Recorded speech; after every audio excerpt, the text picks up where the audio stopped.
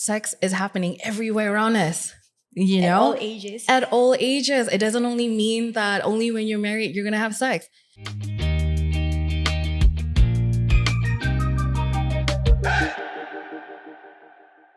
Hi, welcome back to another episode of Athena Effects, the series. Today we will be diving into topic about sexual education and the misconception around it. I have here with me today Jasmine.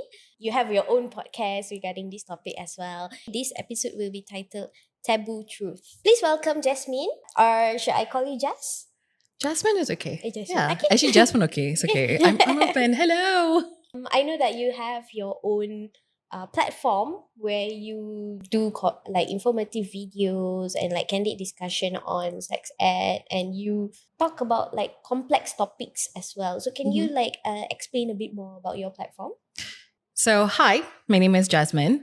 I am a sex positive advocate and I have a platform called Just Explains, which is a platform on social media where my goal is to normalize the conversation surrounding taboo topics or stigmatized topics like sex, pleasure, consent, boundaries, relationships, and all of these things that are considered taboo and, not a lot of people want to talk about it. And also my main purpose is also to not only bring up education around sexual awareness, sexual health, but also is to empower people to choose whatever choice they want to take or make with their body, whether it be to have sex, to not have sex, to whatever you want to be. So with regards to your activism, yeah, do you do this full time or do you have like, it's just on the side like me? I do this as a passion project. So I started Just Explains in 2019. Part of it, a big chunk of it is I realized that, and I think you know this as well, in Malaysia, we don't have a lot of platforms that talks about sexual empowerment, that talks about sex positivity and sex education. And a lot of people also would ask, what is sex positivity? Because I'm a sex positive advocate. So sex positivity is this idea that sex and pleasure essentially in our bodies are healthy and they're normal.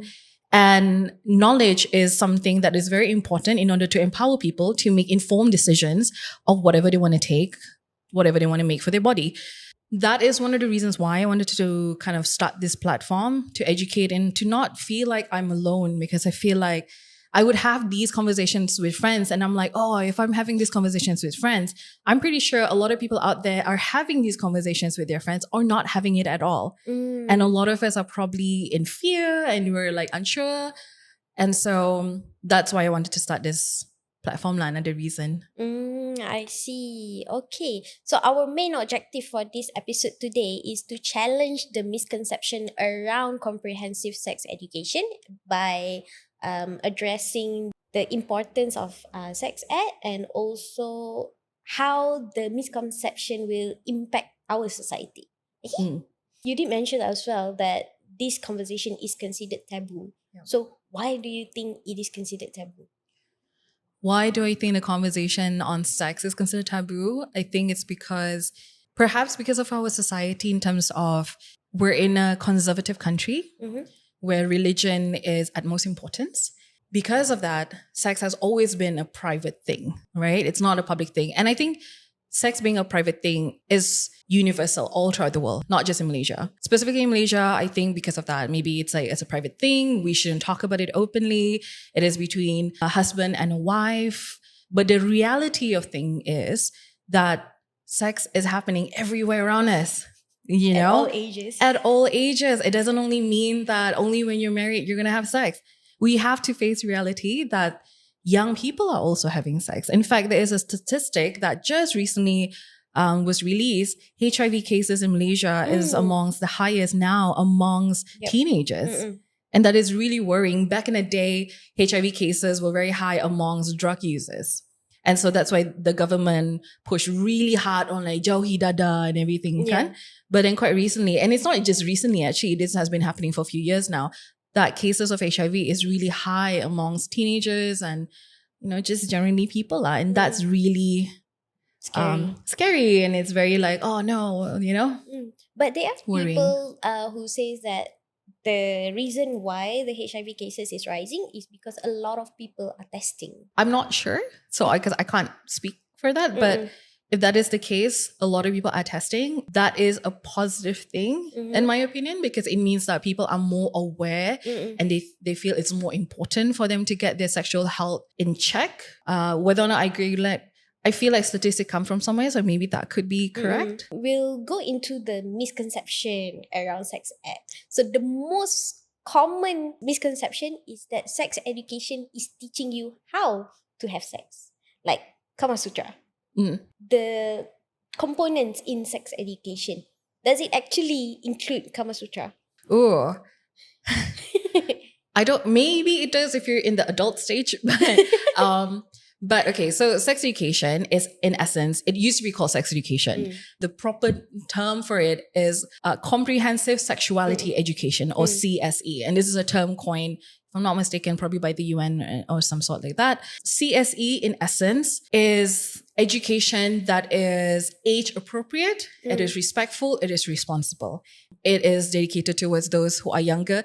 For example, some of the things that they talk about in CSE for the younger kids, it's probably just about our bodies. A lot of times we think about sex education just meaning how to have sex, but no, comprehensive sexuality education, or CSE, covers everything from just starting point of like talking about the proper names on what we call our bodies, right? And then the safe and unsafe touches. And then as the children grow older, it's about consent, saying your no, what is uncomfortable. And then as they grow older, it talks about healthy and unhealthy relationship, toxic relationship, grooming online, internet grooming. And then gradually probably talks about puberty awareness, what happens to our body when it changes, the body smells, and what is this emotion that we're feeling. As you can see, it goes stages by stages. That is age appropriate. So we start off with introduction to the body, and then safe and unsafe touches, and then grooming, and then, you know, gradually becomes puberty and then relationship. And so this is what a very good comprehensive sexuality education is about. And there is actually a proper, proper syllabus by the UN that a lot of governments are actually adopting. Oh, that's interesting. I didn't know that. Yeah. No, unfortunately, not so much in Malaysia as of yet, but hopefully we see that here as well. And there's another misconception that says that sex education is only for hetero relationship, meaning it is not inclusive for all the community. Since it is called comprehensive sexuality education, right?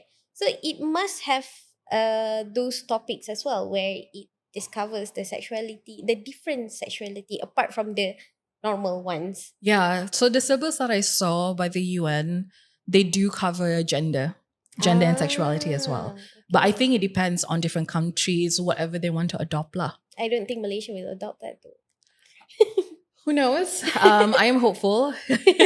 But I think it's important to sort of touch on these things because these are real things. And not just about, you know, we also don't talk about the different sort of sexualities like asexuality, where they don't feel the need to have sex.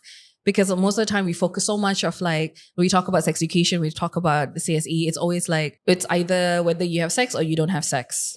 But then we don't think about those who actually are not interested, are not sexual at all. And that's also fine. Since you've mentioned asexuality, I have seen before that people say, oh, asexuality is the most halal one in LGBT community because you don't have sex. Okay. So they actually choose to be asexual. But from what I know is that sexuality is not something you choose. It's who you are at your core, right? So how do you explain sexuality to a child? How do I explain sexuality to a child in relation to like the different types of sexuality? Maybe I don't like men. I like women. That's a very good question. I've never actually thought about that. I mean, to an adult, I would say sexuality is a spectrum. Maybe you like, depending on who you like is who you like, right? I think even with asexuality, there's a misconception that they don't have sex at all. But the reality is that they do have sex. It's just that it's not one of the important things that they want to kind of do in order for them to feel fulfilled, because they find fulfillment in other ways. They do have sex if they want to. Yeah. So how do I explain sexuality to a child? That's a very good question. I would say that we all have different interests, you know, and sometimes we all have different interests, and I don't really know. Maybe that's something for us to think. Yeah, I would say like you all have different interests. If anyone's those watching this, if you have any suggestion on how we can explain this, would be great, because I have a daughter myself. Yeah. How am I supposed to explain that to my daughter? Yeah. That's why I was asking you. So maybe I can explain to my daughter. So I have this like really funny analogy. I don't know if it's like correct, but I would say like, you know, sometimes with ice cream, we all have our favorite flavor. And sometimes we only want to stick with one type of flavor, maybe vanilla flavor. But occasionally we want to sample, we like two types of flavors. Or sometimes we like, I don't know, don't even know if that's like a correct term. Weird flavors. I don't know, yeah. I feel like that's a really bad example, but that's a really good question, and that's something that we should explore. How do we have that conversation? Please give us your suggestion on how we can explain this to a child. Yeah, because I also have niece and nephew, and they're very, very young. But I foresee in the future they're going to ask me these sort of questions, so that's something definitely I'm going to be thinking about. Yeah, we're gonna be that auntie that, you know, talks about this. Yeah. That we're gonna be that brainstorm. After this, we brainstorm. Okay. Okay. So moving on, there are also certain misconception that says CSE is not appropriate for children because it will harm their innocence. But as you said, it is only like for child. Maybe it's just, you know, knowing your body part, the real name of it, instead of calling it, you know, bebet or. What's the name for female? Pepe. Yeah. Why is it important for them to actually know the real name of it? So there was a story. I don't know if it is true or not. Someone shared it with me. But there was a story about this young girl in kindergarten. She went to her teacher and go like, "Teacher, my uncle touched my cupcake." Okay. And so the teacher was like, "Oh, okay. Like, do your uncle like makan, you know, like touch and everything?" Yeah, the uncle keep on touching my cupcake. And so the teacher was like, "Oh, cupcake, okay lah, sharing. Sharing is good." And then the kid just went away. And then one day the kid came back to teacher like, "Teacher, my uncle like eat my cupcake," or like, you know, or something like that, like touch and eat and everything like that. So the teacher was just like, "Oh, okay." And then one day they have a teacher-parent conference, sort of something in school. So the teacher kind of brought it up to the parents. It's like, "Hey, you know what? Your daughter kept coming up to me quite recently that she said something about like the uncle touching her cupcake, their cupcake or something like that." So I mean, it's something about food, but then I don't see what's wrong. But she kept coming up to me, and I think that was when the parents' punya muka was a bit like, "What?" And then that's when the parents shared that cupcake is a code name for them to use at home, meaning my vulva. Cupcake is another code word for vulva, because vulva we don't want to use so much, kan? But it's very like vulgar and everything. This is why teaching kids the correct names of our body part is a way to save themselves. It's a safety measure for them to really say exactly what is it.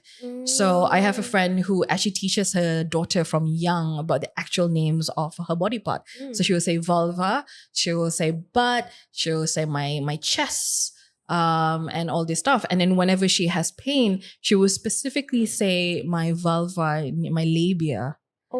Like my labia parts and everything. But they do have a code word where the parents say, okay, only at home we use the word vulva. With mommy and daddy use the word vulva. But when you're outside, we use a code word. Because that is something that is more respectful for people outside. For me, mommy and daddy, you can use vulva. And also in the court of law, is what I understood, is that if a child, touch wood, has been sexually abused or something like that, in the court of law, they cannot use the word like, oh, that auntie or the uncle touch my pepe or my bum bum. The child actually has to say my vulva, or the actual word. So in the Okay. court of law. That's why it's important to teach kids actual name of the body parts in case of like emergencies like this, or like if external parties don't know so much what they mean.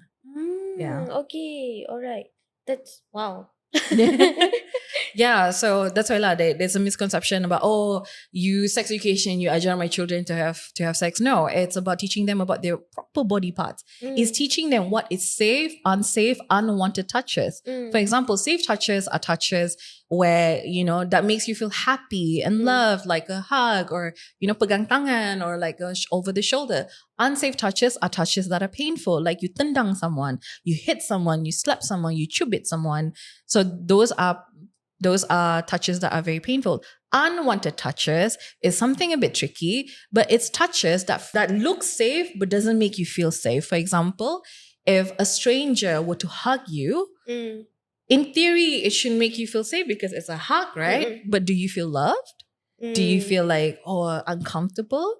So these are unsafe touches. When they touch you a certain way and touch your particular parts of your body, like your genital or like your butt.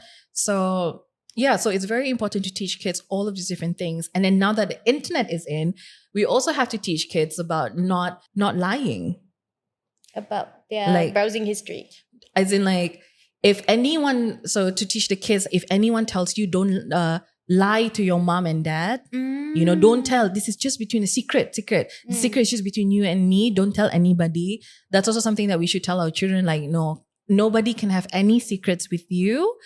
Only mommy and daddy can have secrets with you, but outside people cannot have secrets with you, something like that. So teaching them another way, because we cannot say they don't really know what grooming is, kan? So don't talk to stranger. Sometimes it's not enough, because sometimes the strangers would make you feel like, oh, you're my friend, kind of thing. Yeah, because stranger can be a friend. So stranger when can be a friend. you become a friend, then they're not strangers anymore, and then you believe them. Technically, the warning that we gave is not applicable. Yeah. It's about, and then also there's this whole misconception amongst children as well, young.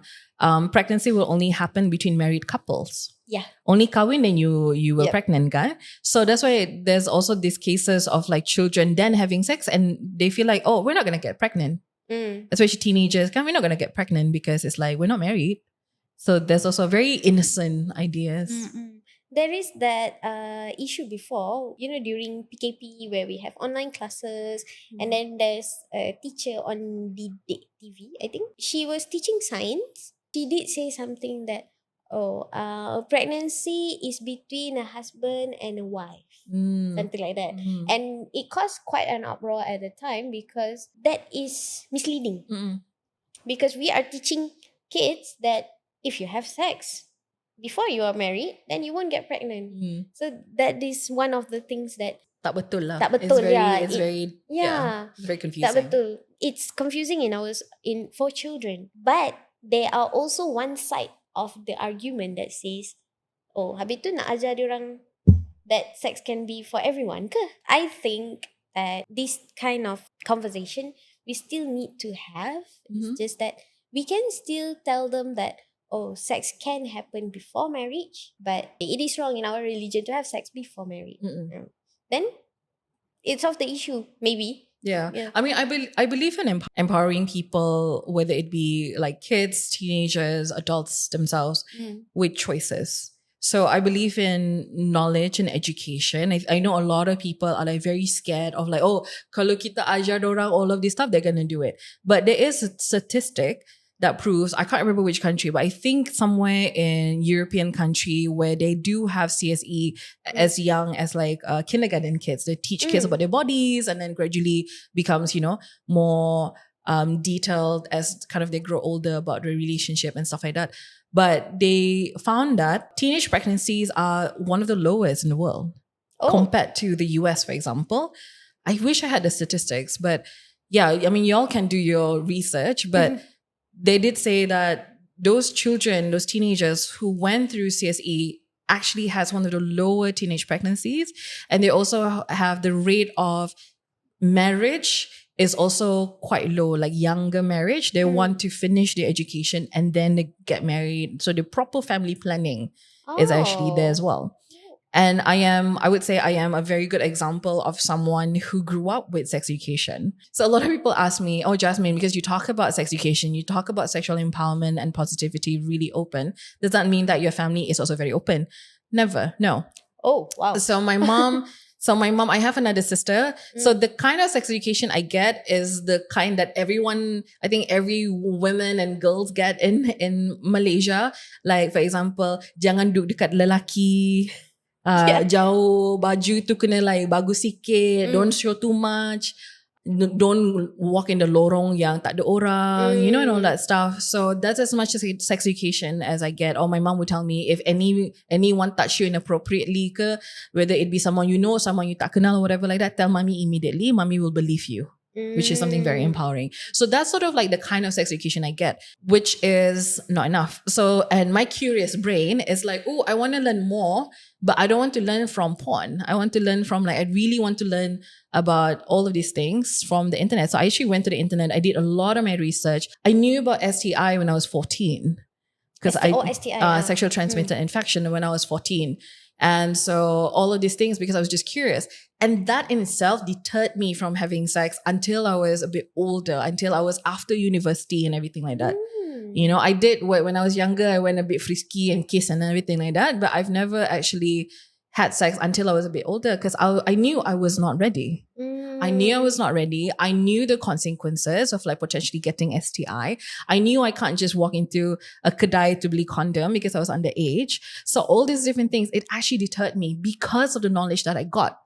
I see. So, okay. So that's why a lot of people were like, you know, you teach and then they will do it. You actually give them a choice of what they want to do with this information.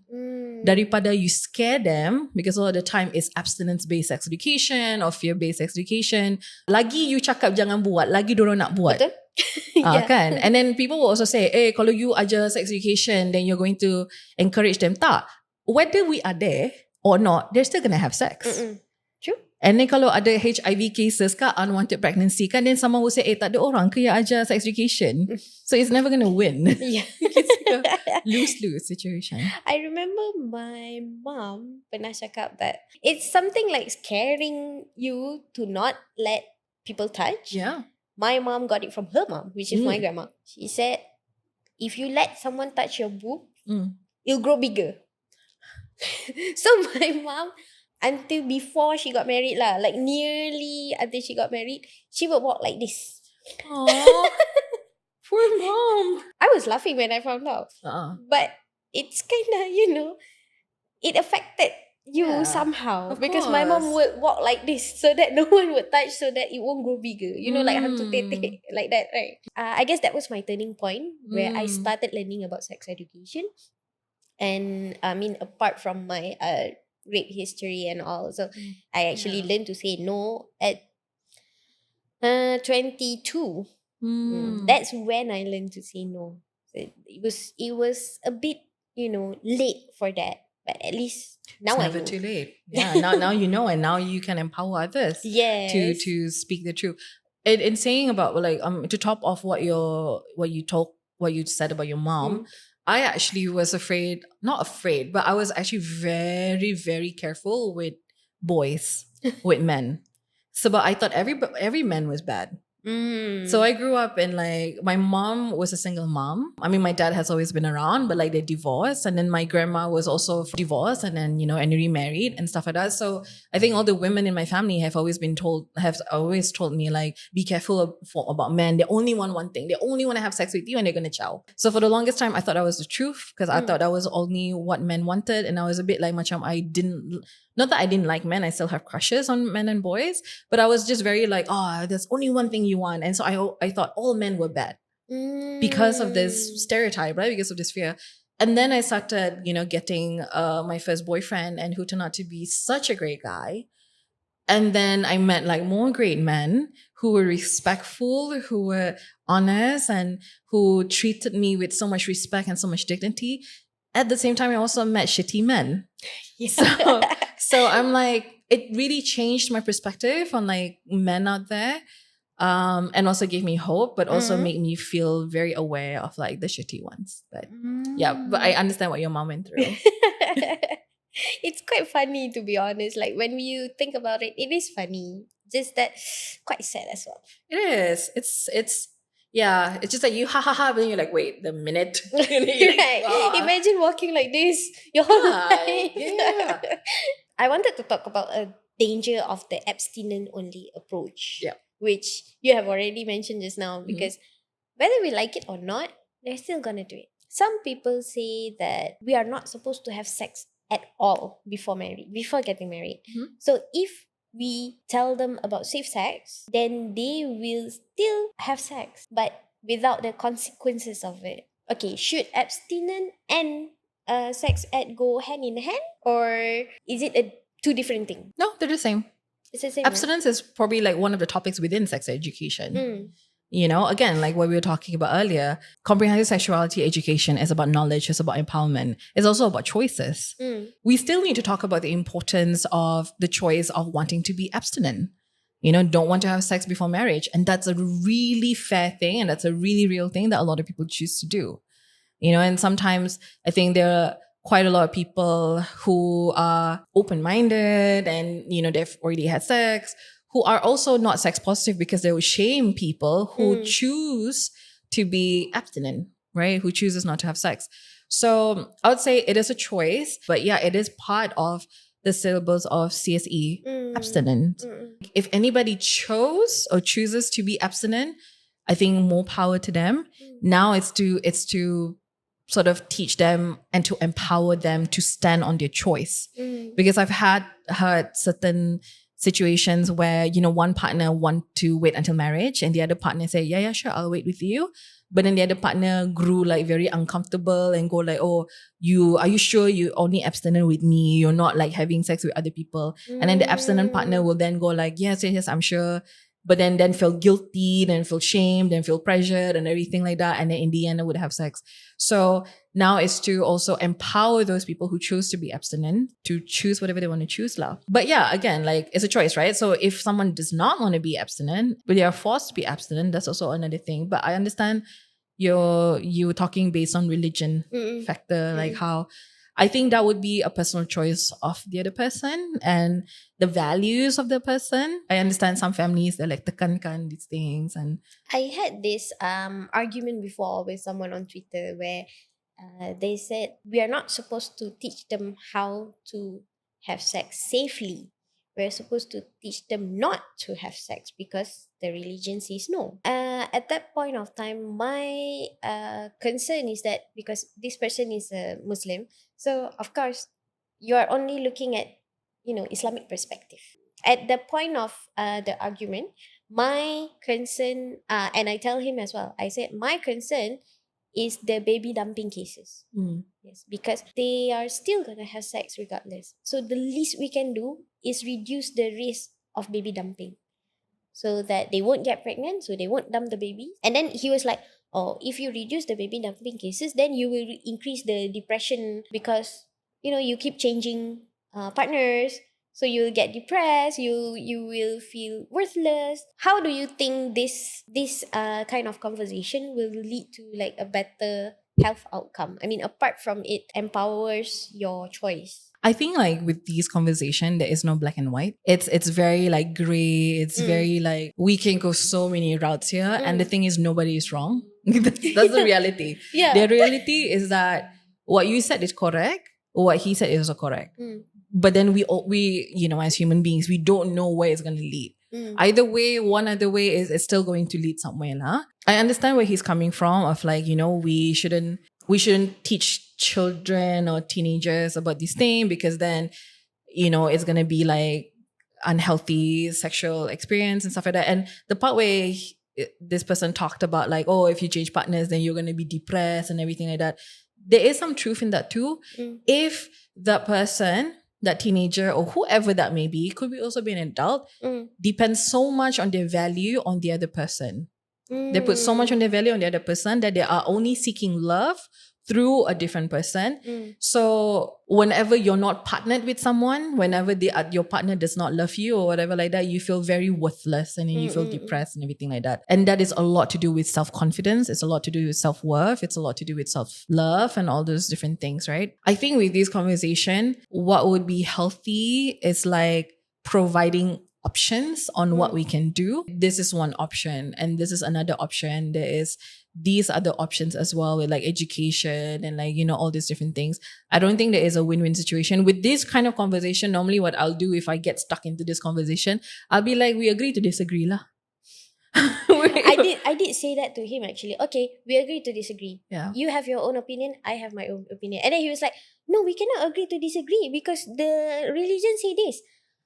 And I was stuck there like, yeah. I think when it comes to religion, it's very tough to argue because when we are on one spectrum and the other person is one spectrum, we wouldn't even think of going to that person's spectrum. Side. It wouldn't be fair for us to expect the person is going to go to our side. So yeah, like in this case, I would just be like, we will just say whatever we want to say and sorry, I don't have any any conclusion for this, but then yeah, for me, I'm just like, it's very tough. As a article, like you can do whatever, and whoever's reading it, hopefully will like see it lah, like would make their own decision or how they want to go about it.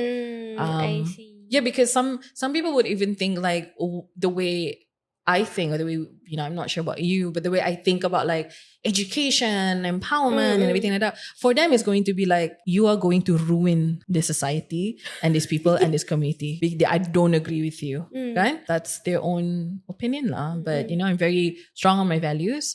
That's why whenever someone has something to say to me, I'm always going to be fighting because I know. Speaking of which, how do you handle that societal, the comments, the hate comments? I'm sure you have been through that. I mean, I go to court because of my sex education thread. Oh. Yeah. What's the background to that one? It was during the Bunga Telang case. With the cortex? Libres. Oh, Libres, sorry, yeah. Yeah. So, okay, this female is saying that this kind of packaging menjatuhkan maruah perempuan and all because you are like, displaying your vulva to the world. Right.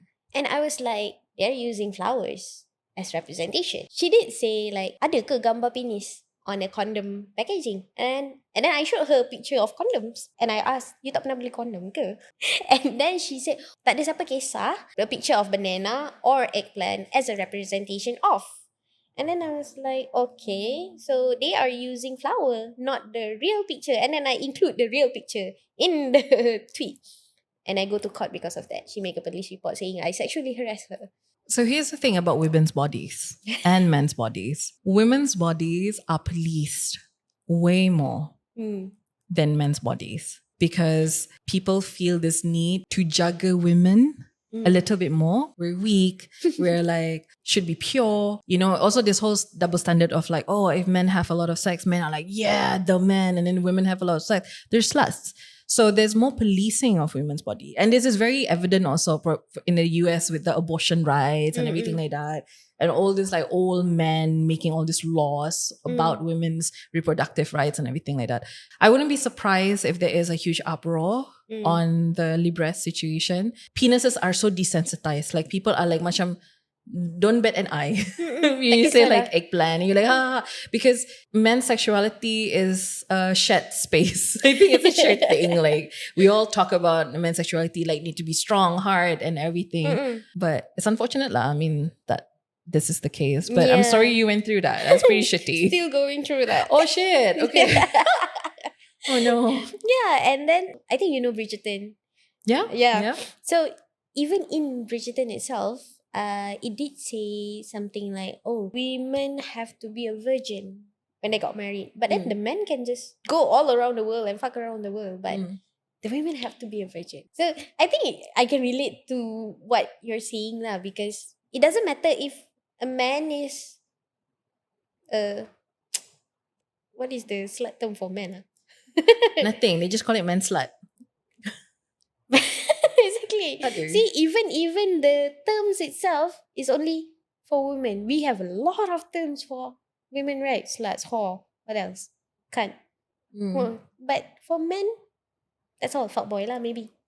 fuckboy lah, but then itu pun orang nak claim kan to be something like, you know, they're very proud of. Yeah, no, it's very interesting because I think in languaging also, we use a lot of the term that stereotypically represent men and boys as a form of positive, whereas for the terms that's stereotypically associated to women and girls are negative. For example, be a man, be strong, don't be a girl, don't run like a girl, don't be a sissy. Don't hit like a girl. Don't hit like a girl. But then like be strong, be confident like a man. It's shit like that lah. Man up. So yeah. So it's very interesting language. That's why language is so powerful.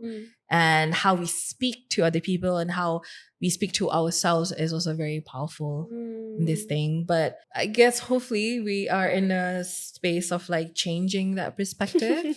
And I think another thing about, I think when it comes to sexual empowerment that we don't talk about also is on men and what men go through as well. Yep. There is not a lot of highlight of, and I like talking about issues that sort of men go through as well, because I think when it comes to men, men have a lot of insecurity. Men also go through a lot, but there is no safe space for them to talk about these things. In fact, it's shamed even. I remember I was in a discussion with like this group of girls, women, and they were talking about like, oh, you know, my partner cannot get it hard. And I'm like, cannot get it hard. Yeah, so I just like lie there. I don't know what to do. And then I have to come in and go like, you know, like men, just like women, we get into our heads and they're not supposed to be hard all the time. Sometimes they get stressed lah. Sometimes they got so many things. So, you know, like we cannot just lie there and hope like the guys will be hard. Because this is stereotype of like men have to be sexual all the time and men has figured it out because that's what society have shared with us. But then it's like, no, like we're all kind of figuring shit out together, you know? And also like depression amongst men and like insecurities amongst men and the sexual harassment around men, like sexual assault around men. So like so many things that men go through as well. And now also like with consent, we focus so much on consent, like women and girls have to talk about consent. I would know are important.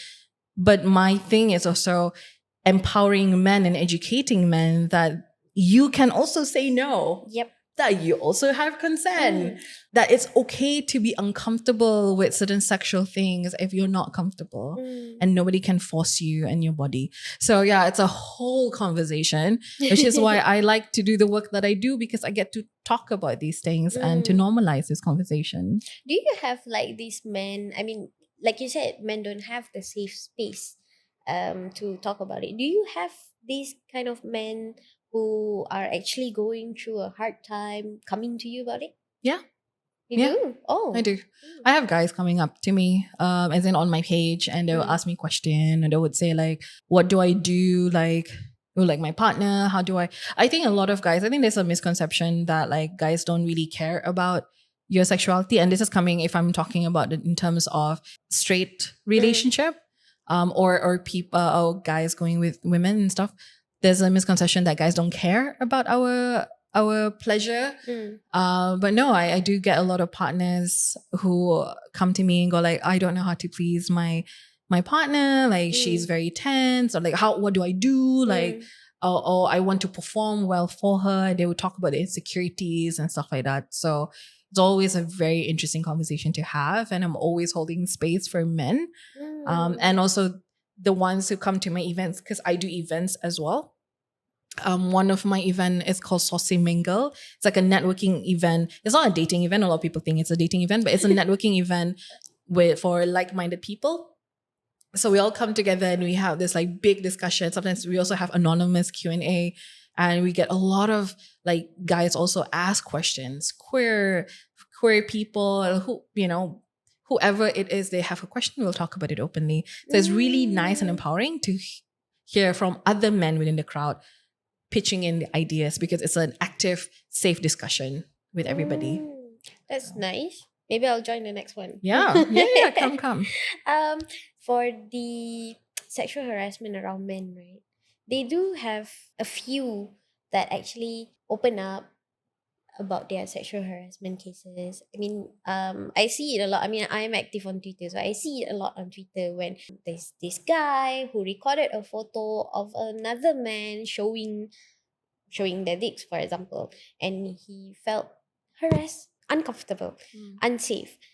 But then the other man will say something like, lah kau kat situ tumbuk je lah dia. I don't think these people understand that apart from fight and flight, we do have freeze, right? Where we just don't know what to do. Even among women pun, they don't agree that there is that freeze reaction where we don't know what to do. How do you explain that to a man who are sexually harassed and they feel like they didn't do anything? I think first of all, I would tell them to don't blame yourself because they're not doing anything. Of them not doing anything, because I think when we are caught off guard, our mind just doesn't think betul-betul. You know? We're just shocked. In theory, we know we're supposed to fight, or we know we're supposed to do something. But then when you are in that moment, you cannot function. Your brain just like cannot function. Yep. And then your brain goes into this mode of you're trying to reason, trying to see like, wait, is this really what's happening? Is this person really doing this or something like that? You go into that mode. And then after that, you tend to then blame yourself. Kalau you tak, macam if you didn't do anything, and then you tend to, after everything happened, you like blame yourself. Like I shouldn't have been there. I shouldn't have done that. I shouldn't have, all these different things. So I would say, I think for anybody who goes through this, for men, for example, is to not blame yourself, and whatever you're feeling is very valid, and to know that you can fight back, and how you fight back afterwards is, I don't know whether you want to report police or you want to, take legal actions, or you want to out them or whatever like that. I say whatever like that a lot. I was just like, what? So yeah, I guess like don't blame yourself. Be kind to yourself. I think the people who are like, alah, just tumbuk je lah, like kenapa you tak tumbuk and everything like that, I don't think that is necessarily helpful, because then it will make you more shameful or more guilty and more like you blame yourself even more, and then you'll be more afraid to go to the police, because then you'd be like, oh, then police are gonna ask me the same thing. So I think like really choosing who you tell certain things to is very important as well. I hope I answered the question. Yeah, I'm not really sure. Of course. And there's also, personally, I feel like even our law is painting men as a perpetrator. Because there's no act that says that a woman can rape. Like even our law says that only a man can rape. This rape is when the penis goes into the vagina forcefully. So, technically only a man can rape. How about for men who rapes men is luar tabi'i lah. But then there's no clause about women raping men. Yeah. What if it's the woman who rapes a man, right? Yeah. Then how do we? Yeah. How do that men take action?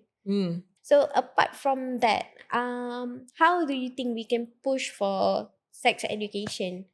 All this, the syllabus that UN has already provided, we can just implement. How do you think we can push for the implementation? So I would say, I think one of the questions that I would always get is, what is the government doing as well? I think definitely in terms of our education system, we need to have more of these sort of education on CSE. I think they would name it in a different way, like learn about your body or whatever like that. But I did talk to a government official who do feel very strongly about having CSE inside the education system. And I think like there's also this app, I can't remember what the app is called, but the app actually talks about sex education. I went to that app before by the government, and they were talking about like what is air mani. Oh. What is, so I was just like, whoa, this is really interesting. Or what is like wet dream, and what is masturbation and all that stuff. So they do have that app, which I don't know if it's still active. I can't remember the name, but I can share it later if I remember what it is. But there are also external organizations that actually do come into government schools and give this talk. Actually, the government actually endorse them to come. If they cannot put it inside the books because of everybody, which I'm not happy or whatever like that, they do acknowledge other parties, and they do encourage other parties to come into the schools to give talks and stuff like that. But I would say as a society, as a community, we do not have to wait for the government to do things. We can do things ourselves as well. Like how you're doing. Like how I'm doing and how you're doing. You're also raising awareness. You're also talking about these things. It's very important that we don't wait. We do our own thing, do our own awareness, do our own advocacy, do our own empowerment, which is why I'm really actively, even though I don't specifically talk to kids, I talk to adults, but in itself, it's very healing for a lot of people. Especially if you've been taught one thing for the longest time and then you want to unlearn a lot of things. So yeah, society can play a role, communities can play a role, and you can be at any age to play a role. I remember like when I first started, there was this group of girls, they were all 17 and 16, and they created this movement where they talk about period. Oh, okay. So they were talking about period, they were raising awareness about period, they were raising money to tackle period poverty. It was amazing. They were just there was 17, 16-year-olds. I thought that was fantastic. Is it in Sarawak? It's here. Oh, it's here. Because I met this person in the Women Health Expo the other day. She started like period poverty project. I think it's called Pet Project. It's in Sarawak. She started when she was 16. There you go. She's now 21. I met the person itself. I'm like, wow, you start this when you were 16.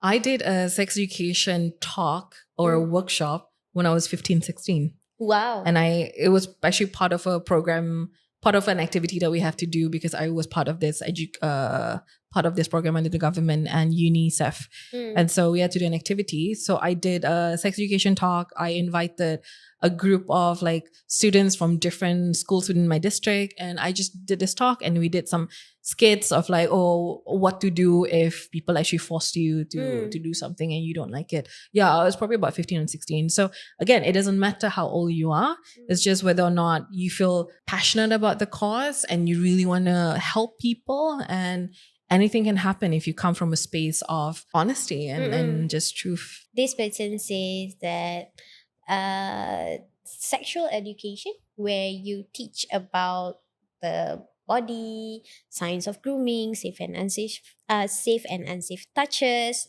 those are all okay. I mean, to this person, those are great syllabus. It should be included in the syllabus. But to teach them about safe sex and consent is not right. Because, and I quote, safe sex should be safe di dunia and akhirat. Selamat dari api neraka. That's what safe sex should mean. So, what do you think about this? After you marry, it's going to be safe the whole way? Like, what does that mean by selamat di dunia akhirat and neraka? Meaning, because the one that we are teaching, the safe sex that is in our syllabus, is how to prevent pregnancies and STIs and the consent part. It still includes premarital sex. So in this case, she is saying that, okay, safe sex should bukan selamatkan you kat dunia je, where you won't be sick or you won't be pregnant. Yeah. So you kena selamat kat akhirat juga. So that's what safe sex should mean. Right. So your question is, what do I think about it? Yeah.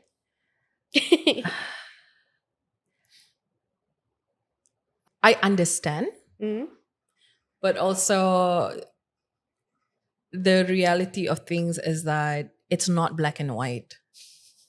So I disagree. I understand, but I disagree. I feel like, again, the importance of empowering people, especially young people, is something that is, I mean, it's important lah. Like I faham, but then I'm like, yes, but you cannot tutup satu mata. You cannot close one eye, tutup satu mata, and then just say like, yeah, but like they should know better. If they don't buat anything, then that's on them, and you know they will masuk neraka, and we're not responsible for them because dorang punya soul has already been, you know, condemned already. So like, boo them, like, you know, whatever. But no, like, we have to have love towards everybody, regardless of the condemn or the pure.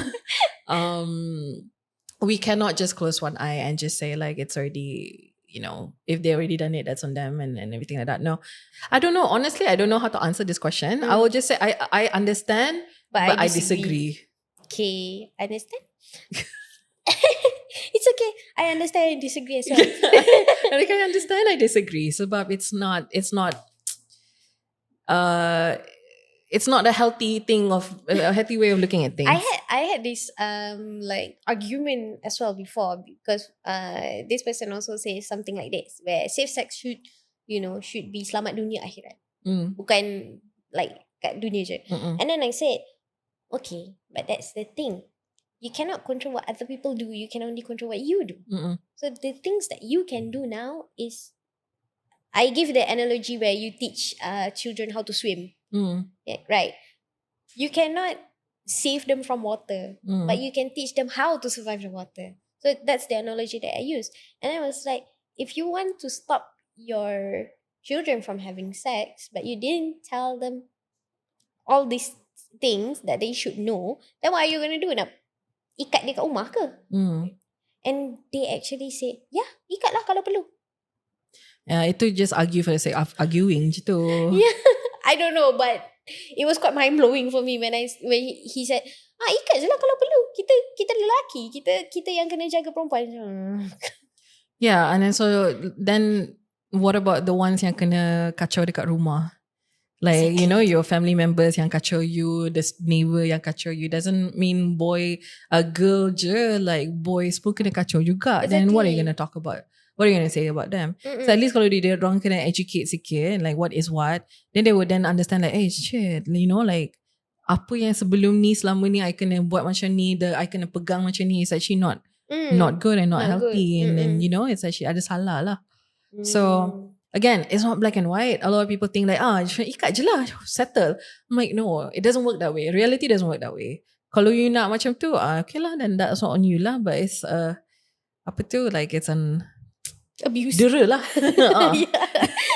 So thank you so much, Jas, for joining me today. Welcome. And to conclude, I would say that after our conversation today, we both agree that sex education is a tool to empower especially children, to facilitate them in making informed decision about their body, about their sexuality.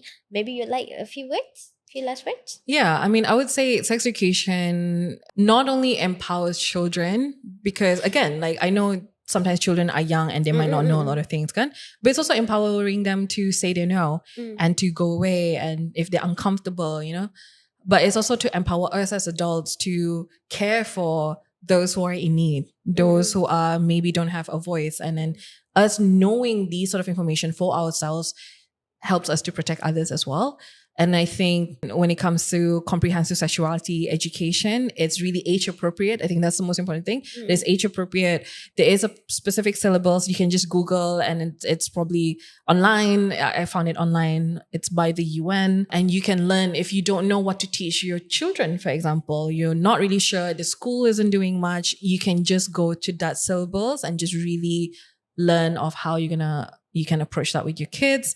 Also, as adults, I feel very strongly about adults having education on our bodies, on our sexuality, on our consent and boundaries and all that stuff, because we don't really get that as well. But yeah, I mean, so far it's just that. Also, be someone you needed when you were growing up. So whoever you didn't have back in the day, now is your time to be that person and to empower yourself and to empower others as well. But yeah. Thank you so much for that. That's very empowering. Thank you so much to everyone for watching this episode. And thank you for everyone who is working behind the scenes as well. We'll see you next episode. Bye.